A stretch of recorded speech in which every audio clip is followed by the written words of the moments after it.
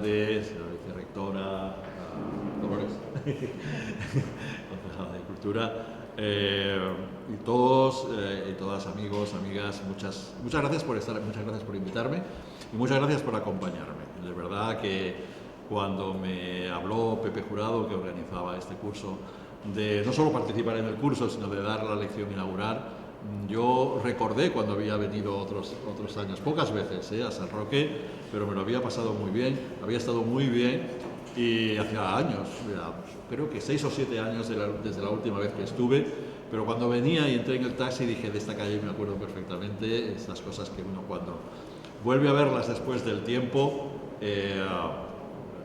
se llena de recuerdos, ¿no? Así que muchas gracias por invitarme y por acompañarme, porque entre todos me habéis llenado de recuerdos, que es una cosa tan importante para todos nosotros y todas nosotras y tan importante para cualquier escritor.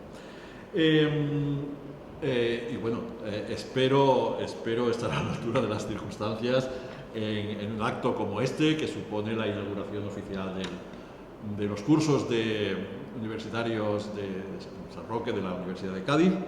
Y entre las propuestas que he pensado para poder charlar esta tarde, a mí me parecía, de pronto me pareció oportuno el tema de la educación, al fin y al cabo, y el tema del aprendizaje. Al fin y al cabo, eso no deja de ser cursos, no deja de ser un curso universitario, que sea en verano, que es un tiempo distendido, y me parecía un buen tema para tratarlo en este año. Unos cursos universitarios de verano, como estos de la Universidad de Cádiz, que se inauguran oficialmente esta tarde, en San Roque, son o deben ser siempre una propuesta educativa en la que no solo cuente lo estrictamente académico, sino también lo creativo, lo sorprendente, lo emotivo, lo social y lo lúdico. Como han ido recogiendo tantas obras literarias o tantas películas, el verano, incluso en su versión más hedonista, indolente y desocupada, incluso en su versión más desaforada, es siempre un espacio de aprendizaje. En los veranos de la infancia vamos aprendiendo a conocernos y a crecer y a imaginar nuestro futuro. En los veranos de la juventud, después de todos los excesos que quepa imaginar y que uno se pueda permitir, terminamos aprendiendo a reconciliarnos con nosotros mismos. En los veranos de la madurez aprendemos a celebrar la vida con su felicidad y su desdicha, con sus días radiantes y sus días de tormenta, y en los veranos de la edad crecida aprendemos a recordarnos y a inventar a diario el resto de nuestra vida.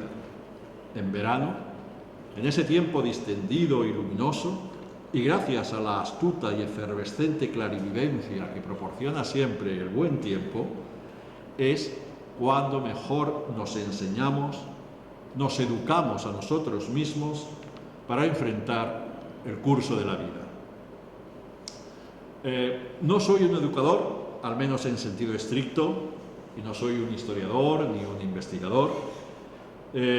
Como escritor soy mucho más hijo de lo vivido que hijo de lo investigado. Pero sin duda soy, como todos y todas, hijo del aprendizaje, es decir, hijo de la enseñanza y de la educación en sentido estricto y en sentido amplio, y como escritor me manejo infinitamente mejor en la narración, en el relato, que en la teoría. Así que enfocaré esta charla sobre la educación para la vida como un relato. Empezaré esta conferencia inaugural de estos cursos universitarios y gaditanos del verano de 2014, como empezaban los relatos de toda la vida. Érase una vez un niño de 8 años en el puerto de Santa María, en una casa de la calle Pagador, el mayor ya de 6 hermanos, luego acabaría siendo el mayor de 8 hermanos, en el que se había despertado muy pronto la curiosidad, el interés y el gusto por la narración. Y en ese proceso de seducción por parte de la narración, por parte del relato, ese niño contó, yo conté, con una maestra inolvidable. No era una maestra oficial, era una vecina De hecho, vivía con su marido y con sus hijos en el bajo de esa casa de la calle Pagador, y nosotros vivíamos en el piso de arriba. Una ama de casa, madre ya de 3 o 4 hijos, y sin duda con una vocación natural para enseñar. No a través de la enseñanza o de asignaturas regladas, pero sí por medio de la narración, por medio del relato. María Merello, así se llamaba, así se llama, y era de la familia Merello, de la familia de Rafael Alberti, prima, una de las primas por parte de la madre de Rafael Alberti.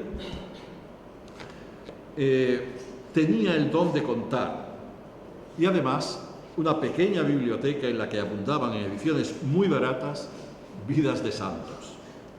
A veces ella nos leía, a sus hijos y a mí y a mis hermanos, esas vidas de santos, o yo las leía por mi cuenta, y la verdad es que he olvidado los pormenores de casi todas esas biografías piadosas, salvo alguna particularmente cosquilleante, como la de un San Tarsicio que vivió en tiempos de la Roma pagana y pervertida. Aquel chiquillo que en minifalda, porque yo entendía que era una minifalda, llevaba la sagrada forma protegida sobre su pecho y bajo sus brazos en cruz, y tenía que atravesar la ciudad entera bajo la lúbrica mirada de montones de soldados y centuriones, también en minifalda, hasta que le aplicaron el santificador martirio. Pero desde luego, aunque los pormenores de las vidas de otros santos ya no los recuerde, lo que no he olvidado es la emoción de todas aquellas lecturas, la avidez por la lectura, la fascinación por el relato como vehículo de conocimiento y de aprendizaje, y como vehículo, por tanto, para contarme yo mismo y para mantener vivo un tiempo en el que alguien empezó a enseñarme a conocerme, a aprender y a vivir. Pero lo que María Merello dominaba como nadie era el arte de la narración oral, el arte de contar cuentos procedentes de la tradición narrativa oral. Nos contaba cuentos que no contaba nadie, que no estaban escritos, que no figuraban en ningún libro, que ella sabía porque se los había contado a alguien de niña en su casa. La tradición narrativa oral, tan fascinante y jugosa en todas las épocas y en todas las culturas, y no solo en las más primitivas, con todos sus ingredientes de ingenuidad y fantasía y sabiduría popular y retranca sentimental e ideológica, fue durante mucho tiempo, para muchas generaciones, un instrumento educador de primer orden, a la altura de la mejor escuela, a despecho de diferencias de clase, de diferencias económicas, de diferencias culturales. He conocido a lo largo de mi vida hombres y mujeres de extracción cultural, de extracción muy modesta, económica o culturalmente en sentido convencional, que sabían contar las historias más intrigantes, divertidas y emocionantes, unas historias que casi siempre durante su infancia habían escuchado en sus familias, a sus vecinos, a sus conocidos. Para esos hombres y esas mujeres, esas historias, estructuradas como verdaderos relatos, fueron sin duda fundamentales en su educación. Para mí, los cuentos de tradición oral que nos contaba María Merello lo fueron. Y fueron fundamentales en mi formación, en mi destino como escritor, como narrador. Esto lo he contado muchas veces. Un día, a los 7 u 8 años, arranqué unas páginas de un cuaderno escolar, las doblé por la mitad, puse un hilo de coser en el lomo para que pareciera un libro y escribí un cuento. El cuento pasó de mano en mano por toda la familia y por algunos amigos de mis padres, y todos se quedaron encantados y entusiasmados. ¿Qué niño más listo? Este niño va a ser un pemán. Pero María Merello buscó el momento para quedarse a solas conmigo y me dijo: está muy bien lo que has escrito, pero todos los escritores al principio se inspiran en algo, ¿verdad? Ella sabía que aquel cuento Estaba prácticamente calcado de uno de los que ella nos había contado solo a los niños. No recuerdo la verdad que contaba aquel cuento, pero sí recuerdo la vergüenza que pasé cuando María Merello me dijo que ella sabía que prácticamente estaba copiada. Por suerte, o más bien por la delicadeza y la perspicacia educadora de María Merello, sobreviví como escritor en ciernes a aquel plagio tan precoz, tan candoroso y tan descarado. Porque María Merello no me delató, no se lo contó a nadie. De haberlo hecho, creo que no habría sido capaz de volver a escribir nada que no fuera estrictamente obligatorio de pura vergüenza. Por descontado, en mi caso, toda aquella labor educadora doméstica a cargo de María Merello convivió con la educación escolar. Mi primer colegio, cuando yo tendría 5 o 6 años, fue un colegio de monjas. Y mi primera profesora fue la hermana Natividad. Yo era el alumno predilecto de la hermana Natividad, por razones que no soy capaz de identificar ahora con precisión. Ella me enseñó a leer, a escribir, a sumar y restar y a multiplicar y dividir, y a prepararme para hacer la primera comunión, y poco más, por razones obvias, pero uno no olvida nunca a quien le enseña eso. Lo que sí recuerdo con especial claridad es cómo y por qué me convertí en un alumno aún más predilecto de la hermana Natividad. El episodio lo cuento muy modificado en mi novela El Palomo Cojo, en el capítulo que se titula Las pestañas de la Purísima. En El Palomo Cojo, la historia de las pestañas de la Purísima se adjudica al hermano Gerardo, uno de los religiosos de la enseñanza que me dieron clase años más tarde en el Colegio de la Salle de Jerez, de quien hablaré luego, y ese cambio de protagonista responde simplemente a la organización de la novela y es un mínimo ejemplo de modificación de la realidad y manipulación de la memoria que con frecuencia nos permitimos los novelistas. En la novela se cuenta: un día el hermano Gerardo nos advirtió de que teníamos que estar atentos, que en casi todas nuestras casas podía estar ocurriendo un milagro, porque en los misales de nuestras madres, de nuestras tías, de nuestras abuelas, podía aparecer en cualquier momento una pestaña de la Purísima Concepción, y esa era la señal para que todas las familias dieran una limosna para el colegio.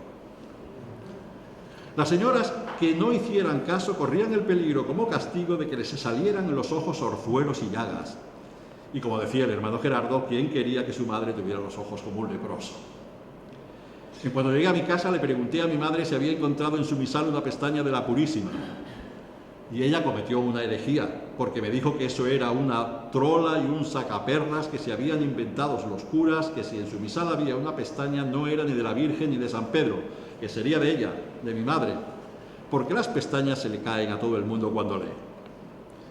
Yo eso no se lo conté al hermano Gerardo, no se lo conté a nadie, solo dije que si yo no llevaba una limosna para el colegio era solo porque en el misal de mi madre no había aparecido todavía ninguna pestaña y que la prueba estaba en que mi madre tenía los ojos estupendamente. Y eso era verdad, que yo se los miraba todas las mañanas. A ver, mamá, acércate.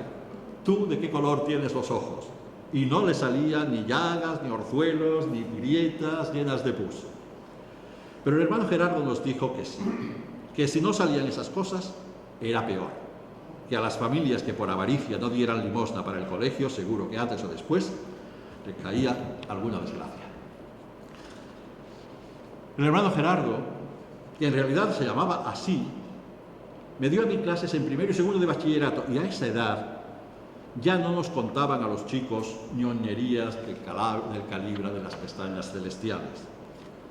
Lo que hice en la novela fue cambiarle el sexo a la hermana Natividad, que fue quien nos contó a niños muy pequeños esa trola, aunque verdaderamente lo hizo con elementos, en mi opinión, más truculentos y hasta crueles. La hermana Natividad nos dijo a niños de 6 o 7 años que si en el misal de nuestras madres aparecía una pestaña, se trataba en efecto de una pestaña de la Purísima, y eso era señal de que la madre en cuestión estaba en pecado mortal, y para que Dios se lo perdonara tenía que dar al colegio una buena limosna. Como es natural, mi madre, cuando se lo conté, se puso hecha un basilisco con la dichosa monja, pero yo me puse del lado de la hermana Natividad. y por eso me convertí aún más en su alumno predilecto, aunque me quedó una enorme desazón. Mi madre estaba en pecado mortal y no quería reconocerlo, de modo que si se moría de repente se iba derecho al infierno. Eran los años 50 del siglo pasado y los niños de entonces en este país fuimos educados así. En nuestra educación ocupó un lugar fundamental el miedo al pecado. España era entonces un país pobre, sometido a una dictadura inmoral y socialmente controlado por la Iglesia Católica. El miedo al pecado, el sentimiento de culpabilidad por los pecados cometidos o la rebelión contra la idea del pecado y sus consecuencias está en el origen de gran parte de la literatura de este país. Pero algunos niños de entonces, cuando aún no habíamos cumplido los 10 años, tuvimos la suerte de encontrar maestros o maestras que sabían enseñar, sino desde un claro y definitivo enfrentamiento a los dogmas, sí, desde una posición de libertad pedagógica que está sin duda en el origen de que algunos hayamos podido vivir y en algunos casos escribir desde muy jóvenes con una bendita falta de remordimientos. En mi caso, luego fue una maestra y se llamaba Milagros, la señorita Milagros, y me dio clases de lo que entonces se llamaba preparatorio en el viejo y creo que ya desaparecido Colegio Portuense de la Pescadería. La señorita Milagros me parecía muy mayor, aunque seguramente no tendría mucho más de 30 años. Era rubia, gordita, usaba gafas y vivía soltera con su madre en un piso bajo, sombrío, con un patio lleno de lechos, cerca de donde nosotros vivíamos, al otro lado de la Plaza de Toros. Yo también era el alumno predilecto de la señorita Milagros. Había otro alumno, hijo del entonces director del penal del puerto, que siempre se lo sabía todo. Y yo algunas veces no sabía las respuestas correctas a las preguntas de geografía o de historia y sobre todo de matemáticas. Y el hijo del director del penal siempre sacaba mejores notas que yo. Pero yo era el alumno predilecto de la señorita Milagros. Recuerdo que un día nos pidió que hiciéramos una redacción sobre el curso escolar y el hijo del director del penal hizo al parecer una redacción anodina y seguro llena de faltas de ortografía. A mí, por entonces, ya me gustaba mucho leer y casi no cometía faltas de ortografías. Y mi redacción, en la que comparaba cada trimestre con un animal, eso lo recuerdo, pero no recuerdo con qué animales, le encantó a la señorita Milagros y le dijo a mi madre, muy contenta y muy orgullosa de mí, que yo iba a ser un Alberti. No sé si a mi madre le hizo mucha gracia la idea de que yo fuera a ser un Alberti, pero fue la única vez que saqué mejores notas que el hijo del director del penal. Y eso que yo me esmeraba mucho por aprendérmelo todo bien, salvo lo de los números, que era algo con lo que no podía, y me esmeraba no solo por amor propio, sino por tener contenta a la señorita Milagros. Pero la señorita Milagros me enseñó, sin saberlo, sin querer, fuera del colegio, algo que no estaba en los libros del colegio y que siempre que lo recuerdo, me caldea el corazón. Un día apareció un teatro ambulante en la Plaza de la Pescadería.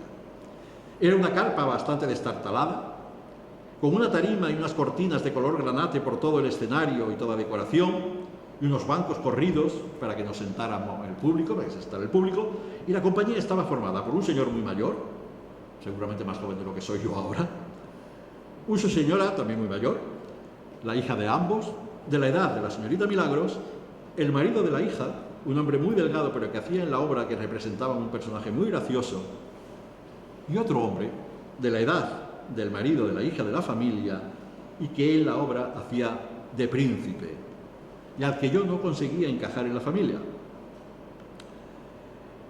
Y no andaba descaminado porque la señorita Milagros, cuando todo pasó, me dijo que es que no era la familia.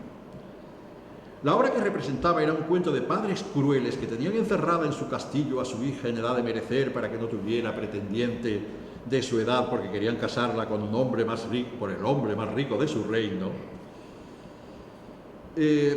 hasta que aparecía por aquellas tierras un príncipe de otras latitudes, un príncipe guapo y valiente, pero todavía pobre, y que gracias al personaje del gracioso conocía la historia de la desventurada prisionera. El príncipe se las apañaba estupendamente para llegar a los aposentos de la muchacha, pero cuando la muchacha se enteraba de que no era rico, lo rechazaba. El público se llevaba un disgusto tremendo y silbaba y gritaba improperios contra la interesada muchacha y sus padres, pero el príncipe entonces se ponía a mirar entre los espectadores y se fijaba sobre todo en las muchachas, hasta que de pronto daba un salto y un grito de alegría y proclamaba que allí había encontrado a la mujer de su vida. Acto seguido elegía a una de las espectadoras. La pesquis y la experiencia hacían que eligiera siempre a muchachas solteras y sin compromiso, aunque parece que una vez se equivocó, y un novio pendenciero casi lo descalabra.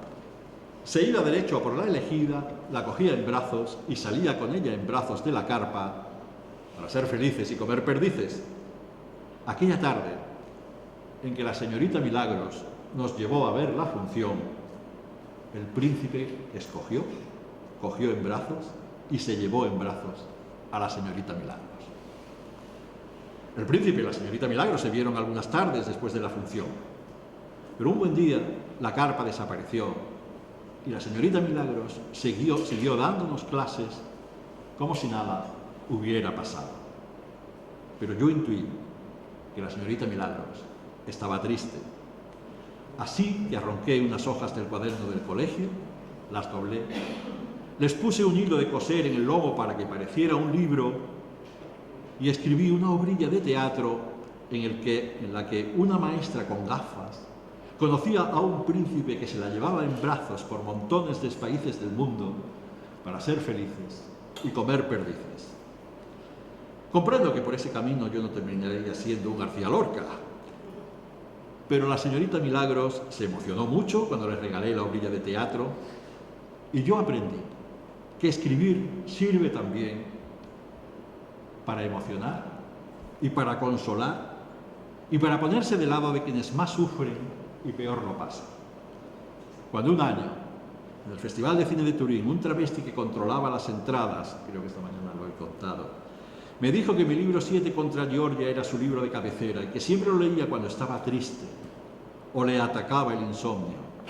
Y cuando una amiga me contó que mientras convalecía de una operación en el hospital alguien le regaló la novela Una mala noche la tiene cualquiera y se animó tanto, se lo pasó tan bien y se rió con tantas ganas que se le saltaban los puntos. Y cuando una vez en la Feria del Libro de Valencia un chico compró mi novela Yo no tengo la culpa de haber nacido tan sexy, la historia de un transexual que quería ser santa y me pidió que se la dedicara a una amiga suya transexual a que unos niñatos fachas le habían dado una paliza, y él sabía que la lectura de mi libro iba a hacerle mucho bien. Y cuando hace poco un lector me contó que una amiga le había dicho que había perdido el gusto por la lectura y que él le regaló mi novela Ganas de hablar y que su amiga ha recuperado el placer de leer, cada vez que me ocurre algo así, yo siempre me acuerdo de la obrilla de teatro que con 10 años le escribí y le regalé a la señorita Milagros. Muchos años después, hace poco, escribí un relato que se titula El príncipe de la señorita Milagros, que espero incorporar en algún nuevo libro de cuentos que alguna vez publique. Llegados a este punto, quizás sea pertinente, al hilo de este relato, traer a cuenta un debate interesante sobre cómo deben ser educados los niños más pequeños, los niños de la edad que yo tenía entonces. Hace ya algún tiempo encontré en el diario El País un reportaje de Elisa Silió que se titulaba La buena escuela no asfixia la creatividad. Los dos subtítulos de la pieza eran Todos tenemos una faceta imaginativa que despierta en la infancia y va apagándose con los años, y algunos expertos creen que las reglas escolares castran, otros opinan que ajustarse a ellas nos hace adultos. Luego el reportaje desarrollaba esas dos teorías. Como recordaba en su reportaje Elisa Silió, el educador, escritor y conferenciante británico Ken Robinson afirma que todo el mundo es capaz de tener éxito en algún área si se dan las condiciones precisas y si han adquirido un conocimiento relevante y unas habilidades. Pero, según él, la escuela mata esa creatividad que no tiene por qué ser artística, como solemos imaginar, sino también científica y social. Dice Elisa Silió en ese reportaje que, según Robinson, a muchos profesores solo les interesa que se conteste lo que está en los contenidos del temario, lo que provoca la frustración de aquellos niños y niñas que son más arriesgados y a los que no les gusta y a los que les gusta improvisar. Eso provoca que cada vez esos niños y niñas se atrevan menos a pensar de manera diferente por temor a equivocarse. Tienen un comportamiento más rígido y convergente. Todo ello, según el pedagogo, tiene su origen en una escuela anacrónica concebida durante la Revolución Industrial pensando en la producción en cadena, un esquema que casa mal en una sociedad basada cada vez más en los servicios y el conocimiento. Como respuesta a esa teoría, Elisa Silió, en su reportaje, acude a la opinión de José Antonio Marina, como todos sabéis, un filósofo, profesor universitario, escritor, autor de, entre otros, algunos libros divulgativos de pensamiento y filosofía accesibles. Dice Marina, este tema no se puede despachar a la ligera, de acuerdo, que conste que yo no lo estoy despachando, solo lo estoy planteando, y ahora me refiero a mí. De acuerdo, no se puede despreciar la respuesta correcta, dice Marina, yo solo lo estoy planteando. No se puede despreciar, no hay una solución creativa, dice Marina, a la tabla de multiplicar. Bueno, yo creo que sí la hay. Yo me atrevería a decir, por ejemplo, 2 por 2, un armario. Ni se puede mezclar Napoleón con Harry Potter en un relato histórico, pero yo creo que sí se puede. Eso sí, hay que saber mezclar todo eso con imaginación, coherencia interna, audacia lógica y gracia, digo yo. Y concluye Marina, tampoco se puede ensalzar tanto el pensamiento divergente que se anule, de manera que se anule el pensamiento convergente. Por suerte o por desgracia, yo no soy un educador.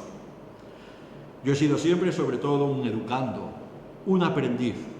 Y como aprendiz, a lo largo de mi vida, en la historia de mi educación, me he agarrado como un clavo ardiendo a la creatividad y nunca le estaré lo suficientemente agradecido a los profesores y profesoras que, como la señorita Milagros, supieron cuidarme, entenderme, protegerme, animarme.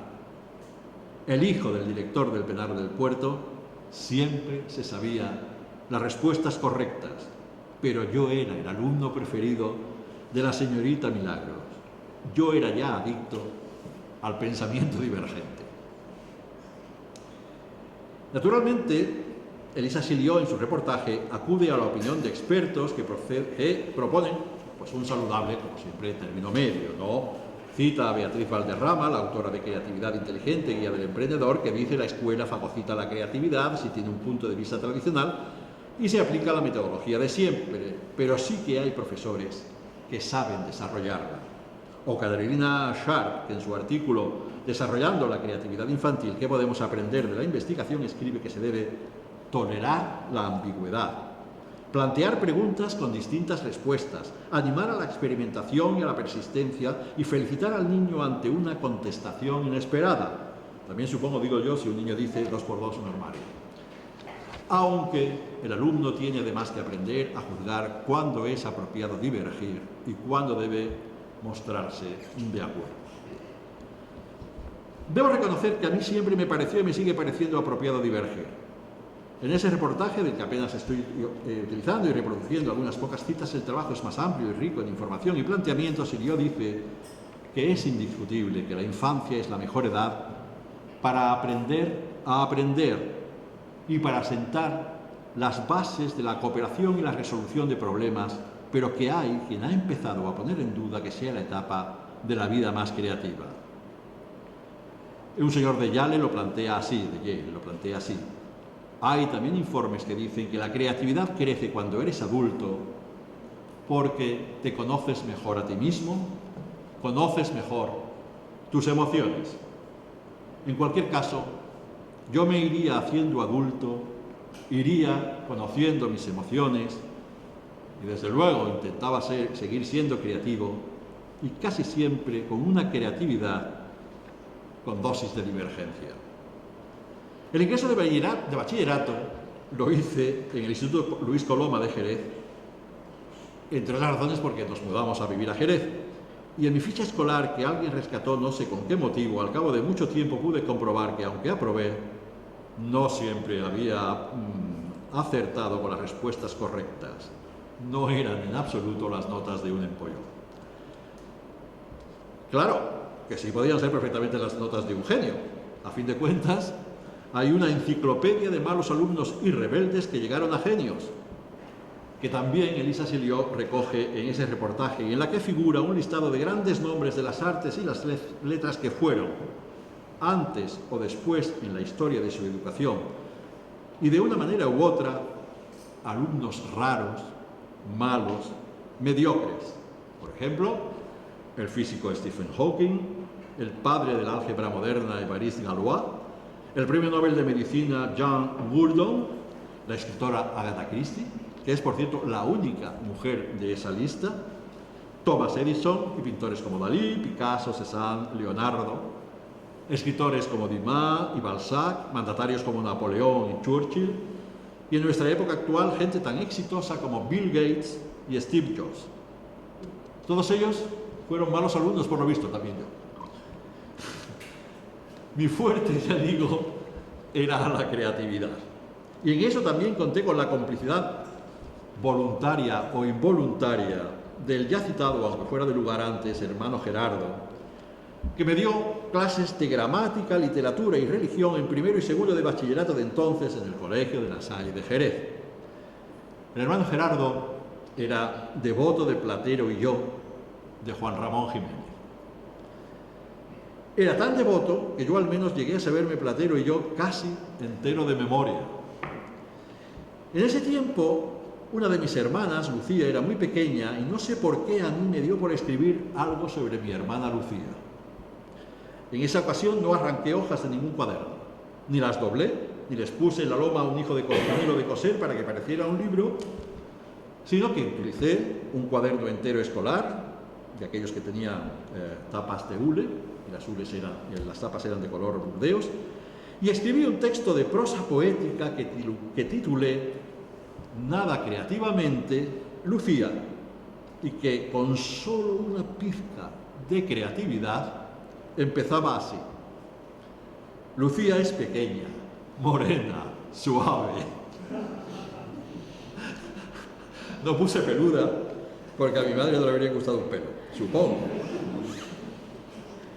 Pero a mi madre le gustó mucho, y creo que aún guarda aquel cuaderno de tapas de hule de color burdeos, y al hermano Gerardo también le gustó mucho, y se puso a decir que yo iba a ser no un Juan Ramón Jiménez, sino mucho mejor que Juan Ramón Jiménez. Otro día, con motivo de la festividad de la Inmaculada Concepción, nos pidió a todos que escribiéramos una poesía a la Virgen. Al hermano Gerardo mi poesía le entusiasmó. El hermano Gerardo me pidió que la escribiera en una gran hoja de papel blanco y la pegara en la pared de la clase. Y yo estaba muy contento, muy orgulloso. Mi poesía empezaba así: el mar, la mar, solo el mar. Yo no sé si el hermano Gerardo sabía que así empieza un hermoso poema de Rafael Alberti. Yo no sé si el hermano Gerardo lo sabía y, como hizo aquella vez María Melello, no quiso delatarme para que yo no me muriera de vergüenza y siguiera escribiendo poesía. Luego no he vuelto a escribir poesía. Yo no sé si el hermano Gerardo a lo mejor no quería pronunciar el nombre de Alberti. Así nos educaban entonces. Yo ni siquiera sé ahora si de verdad entonces sabía que así empieza un poema de Rafael Alberti. Entonces no se enseñaba a Alberti en los colegios, se enseñaba a Bebán. Lo que sí sé es que, a diferencia de lo que hizo la señorita Milagros, el hermano Gerardo no fue entonces por ahí diciendo que yo iba a ser un Alberti. De aquel hermano Gerardo, no del que aparece en el Palomo Cojo hablando de las pestañas de la Purísima, he escrito otras veces. Por ejemplo, en uno de los cuentos de mi libro Fuego de Marzo, el cuento que se titula Casa de Mujeres, aunque El hermano Gerardo en ese cuento se llama hermano Leoncio. En el cuento, el niño narrador y su hermano Manolín se proponen ir de misioneros a El Costillar, en realidad el barrio de Rompechapines en Jerez, un barrio que hay al lado del bloque de pisos en los que ellos viven y en el que hay mujeres, dice el narrador, que van con hombres uno detrás de otro. Dice el niño narrador: Manolín decía que al primer sitio al que iba a ir de misionero era precisamente al Costillar. Yo le preguntaba que cómo iba a distinguir a las que tendría que redimir y a las que no. Y él no lo tenía muy claro. Redimiría a todas las mujeres que viera llena de costillas y granos de pus, que en eso se distinguía, según explicaba el hermano Leoncio en clase de religión, las mujeres que iban con hombres uno detrás de otro. ¡Qué manía con la pus! Así era nuestra educación de entonces, llena de pus. Y llena de vicisitudes académicas como mínimo sorprendentes, al menos en mi caso. Yo, en los colegios todos religiosos en los que estudié el bachillerato de entonces, pasando todos los años desahogadamente de curso, sacando sobresalientes, sí, en literatura, en religión, una asignatura que en aquel tiempo era obligatoria, como quieren hacerla ahora, pero en la que, aunque parezca mentira, se podía ser también muy creativo, y por mucho que cueste creerlo, en educación física, lo que servía para sacar también sobresaliente por enigmáticas razones en formación del espíritu nacional, y notables en historia y en geografía, y lo pasé en todos los cursos, ya digo, desahogadamente, pero sin saber absolutamente nada de matemáticas, de física y de química, pero nada, cuando digo nada, digo ni torta. Y así aprobé, yo creo que milagrosamente, la reválida de cuarto, que entonces se hacía, y cursé quinto y sexto de bachillerato de ciencias, en la rama de ciencias, y la correspondiente reválida. Así nos educaban entonces, revalidándonos todo el rato, y así por lo visto piensan ahora que hay que seguir educando. Aprobé todo eso, digo, sin saber, por ejemplo, hacer una raíz cuadrada. Jamás en mi vida he sabido hacer eso, ni para qué sirve una raíz cuadrada, ni digamos una raíz cúbica, y de ahí en adelante, así que tampoco sé muy bien para qué sirve una reválida o una revalidación. Los profesores de esas disciplinas se desesperaban un poco conmigo. Pero yo nunca olvidaré a aquellos otros profesores que me enseñaron a pensar por mi cuenta, que estimularon mi imaginación, que orientaron mis lecturas, que elogiaron mis redacciones o mis primeros relatos, que cuidaron y defendieron y protegieron mi creatividad. En sexto de bachillerato tuve un profesor, el hermano Benigno, que me prometió dejarme leer Energía y Pureza si escribía una especie de auto sacramental para representarlo al final del curso. Escribí, en efecto, una especie de auto sacramental en el que el alma y el amado se decían todo el tiempo unas cosas muy peliculeras y que me parece que dejó bastante estupefacto al superior de la congregación que aquel año tuvo a bien visitarnos. Pero es que yo me moría de ganas de leer Energía y Pureza, un libro de un tal Monseñor Tamer Toz, y cuyo contenido aún hoy en Internet se presenta así: no hay joven que no oiga tarde o temprano el canto hechicero o la voz imperiosa del deseo impuro. Por supuesto, yo ya sentía el canto imperioso y la voz hechicera, o al revés, ¿no?, del deseo impuro. Pero la lectura de Energía y Pureza estaba en el colegio estrictamente controlada. Todo esto lo cuento en mi novela El ángel descuidado, una historia de amor, el primer amor entre dos chicos en un noviciado religioso de la época, a mediados de los años 60 del siglo XX. Por entonces, los seminarios y los noviciados de las congregaciones religiosas estaban llenos de muchachos procedentes sobre todo de la España más pobre y rural, y cuyas familias no veían mejor camino que ese para que sus hijos estudiasen. Otros entraban en noviciados o seminarios porque ya conocían la verdadera sustancia de sus sueños. A aquella edad, la verdadera sustancia de mis sueños, yo ya la conocía también perfectamente. Cuando el hermano Benigno cumplió su promesa y me dio el libro con toda suerte de cautelas, condiciones y limitaciones, y lo leí, comprendí por qué la lectura de aquel libro estaba tan estrictamente controlada. Aquel libro te ponía, como dicen los chicos de ahora, como una moto. O dicho con un poco más de creatividad, como una barbacoa. Así era, cuando uno llegaba a la adolescencia y la primera juventud, la educación de entonces, obsesionada por el canto hechicero y la voz imperiosa de los deseos impuros, la educación de las carencias de una cultura mutilada, penosamente condicionada por los libros y la cultura prohibida. Pero yo nunca le agradeceré bastante al hermano Benigno que me permitiera leer Energía y Pureza. En aquella España, en aquel tiempo, en aquella España radicalmente alejada de lo que debe ser un país democrático, no existía una asignatura ni remotamente parecida a educación para la ciudadanía. Ahora vuelve a no haberla. Ninguna asignatura trataba de educarnos en la igualdad, en la solidaridad, en la libertad, en las responsabilidades y los derechos de los ciudadanos libres, en la diversidad afectiva y sexual. Y había que tener mucha suerte o ser muy espabilado para acceder a una lectura como Energía y Pureza y para descubrir que, por ejemplo, había unos deseos que por supuesto emitían cantos hechiceros y voces imperiosas de lujuria y que eran, según decía todo el mundo, mucho más impuros que los demás, pero que existían y que uno no estaba solo en el mundo sintiendo aquellos deseos, que uno no era un monstruo solitario. A partir de aquel descubrimiento había que apañárselas, y yo me las apañé. Había que ser autodidacta en el aprendizaje de la complejidad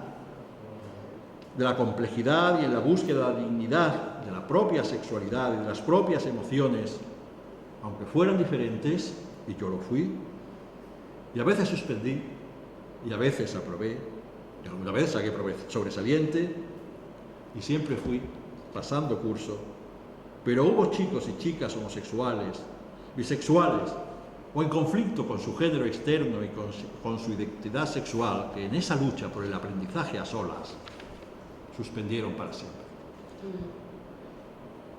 Para cursar el preuniversitario de entonces, volví al Instituto Luis Coloma.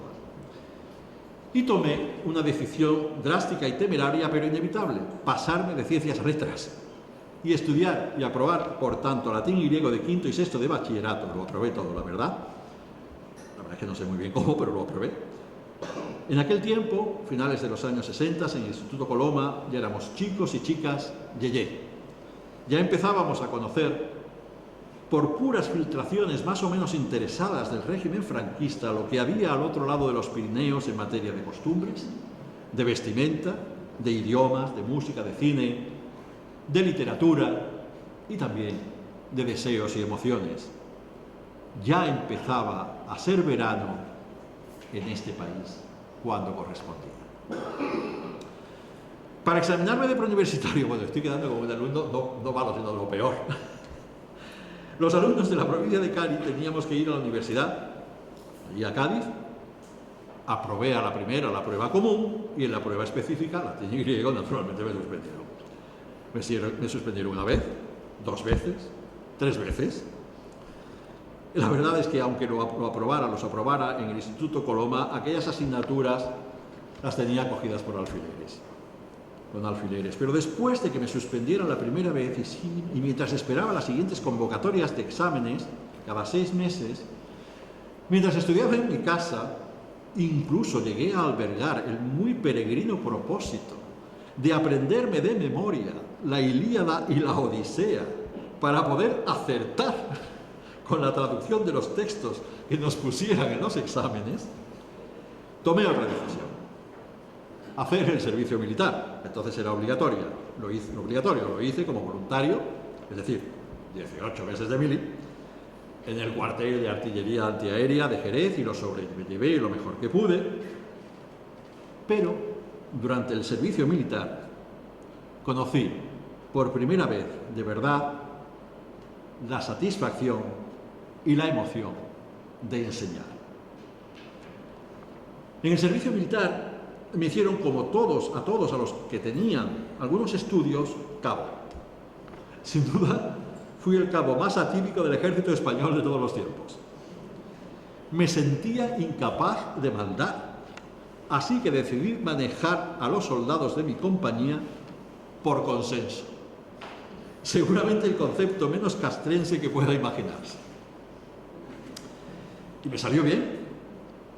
Casi todos los chicos, sobre todo los de origen más sencillo, apreciaban casi siempre que aquel cabo pidiera las cosas por favor, que explicara por qué que había que hacer las cosas bien.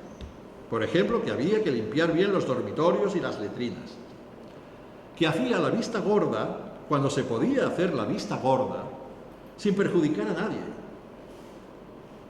Si algún soldado intentaba sacar ventaja de mis peculiares métodos militares, siempre había otros que le afeaban la falta de respeto a las indicaciones de un cabo tan considerado como yo. En aquel tiempo llegaban al servicio militar obligatorio muchos muchachos de 18, 19, 20 años que no sabían leer ni escribir. En el cuartel organizaron unas clases de alfabetización y a mí me encomendaron una de ellas. Probablemente pocas cosas he hecho en mi vida que recuerde con más satisfacción que esa. Era difícil, era pesado, era desesperante, era emocionante. Casi todos aquellos chicos a mi cargo salieron del cuartel sabiendo leer y escribir, sabiendo escribirle una carta a la novia. Un día, uno de los más torpes me pidió que le escribiera por él una carta a su novia, una chica de Ubrique que se llamaba Remedios. Nunca se me olvidará. Y se la escribí. Él me iba diciendo lo que quería decirle a Reme y yo lo escribía procurando que quedara bonito, romántico, emotivo, creativo. Al cabo de unos días, el chico me dijo que había recibido respuesta de su novia, que sí sabía leer y escribir, y me pidió que se la leyera. Reme le decía al chico que su carta le había gustado mucho, que la letra era preciosa, pero que no había entendido nada. El chico nunca más volvió a pedirme que le escribiera en su nombre una carta a su Reme, pero se tomó tan a pecho aprender a escribir que cuando aún le quedaban unos meses para licenciarse, le escribió a Reme una carta llena, es verdad, de excentricidades ortográficas y sintácticas, pero en la que Reme lo entendería todo.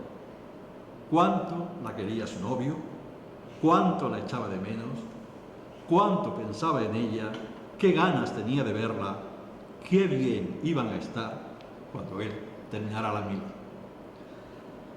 A la cuarta, por fin, aprobé, yo creo que ya porque estaban hartos de mí, el grupo específico ese de Preu, y luego me fui a Madrid a estudiar periodismo, y en Madrid aprendí mucho de lo que sé, y estoy razonablemente orgulloso de ello. Y en Madrid no me esforcé lo más mínimo en aprender lo que no sé, y no estoy en absoluto orgulloso de ello. Eso sí, siempre traté de salvar el tipo con un poco de creatividad. Sé que en aquella España, en aquel tiempo, en aquel sistema educativo, fui un chico afortunado, pero no añoro ni idealizo aquella manera de enseñar y de aprender. Y me parece desastroso que se intente volver a ella, reválida, separaciones por sexo, asignatura de religión obligatoria, supresión de educación para la ciudadanía. Sé que fui educado en un tiempo de enorme precariedad económica y cultural. Y entiendo que necesité educarme para la supervivencia, pero llegaron tiempos mejores, y llegó el tiempo del cambio, y llegó el tiempo de la abundancia económica, cultural, democrática, y sé que llegaron la LODE, y la LOCSE, y la LOCE, y la LOE, y ahora la LONCE, y no sé qué más.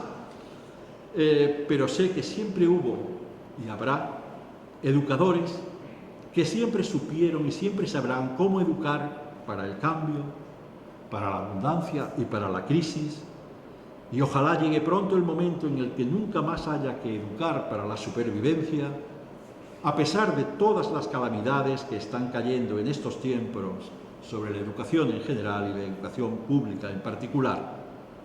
Y sé que seguiré haciendo lo poco que puedo hacer, manifestarme cuantas veces sean necesarias a favor de una educación pública abierta a todos, con los recursos necesarios, con respeto a los profesores y a los alumnos, con atención a las humanidades, con respeto a la diversidad cultural y lingüística.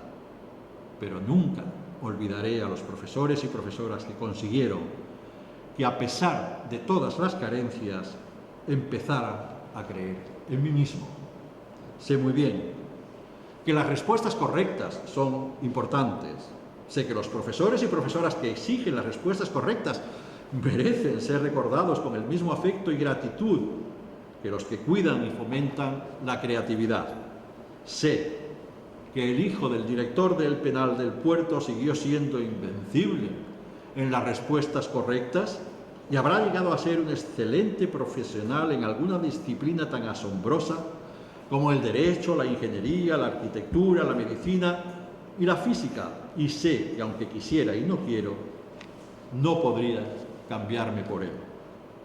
Sé que enseñar bien oficios es tan importante y útil para todos como enseñar bien derecho, ingeniería, arquitectura o medicina, pero la cultura humanística siempre nos prestará ayuda en la adversidad. Por eso sé que hay que cuidarla. A veces voy a colegios o a institutos o a cursos de verano a hablar de literatura o de educación, o a hablar de igualdad y de respeto y dignidad para todos, y a pedir que no haya jóvenes en el armario. A veces me sorprendo de lo mucho que ha cambiado todo y a veces me sorprendo de lo poco que ha cambiado todo. También sé, por ejemplo, que ya no hay servicio militar, que entrar en el ejército es voluntario, y sé que ya no se admiten soldados, hombres o mujeres que no sepan leer y escribir. Pero no sé si un soldado podría ya pedirle a un superior o a una superiora que le escribiera por él una carta a su novio, o si una soldada podría ya pedirle a una superiora o a un superior que le escribiera para ella una carta a su novia. Ojalá sí. Sé que ya en este país, un año tras otro, llega siempre, y a pesar de todo, el verano. Y con el verano llegan los cursos universitarios de verano. Y ahora llegan en medio de una situación más difícil para los que siempre lo tienen difícil. Difícil de pronto para muchos que no tuvieron dificultades casi nunca. Y nada difícil para los que en su momento aprendieron con mejores o peores artes a no tener nunca dificultades. Hay muchos nobles aprendizajes. Y el verano es un tiempo propicio para que ese aprendizaje cale también, no solo en nuestras cabezas, sino en nuestros corazones y en todos nuestros 5 sentidos. Porque a fin de cuentas, con el corazón, con la cabeza y con nuestros 5 sentidos aprendemos a vivir. Y de eso se trata, de aprender para vivir.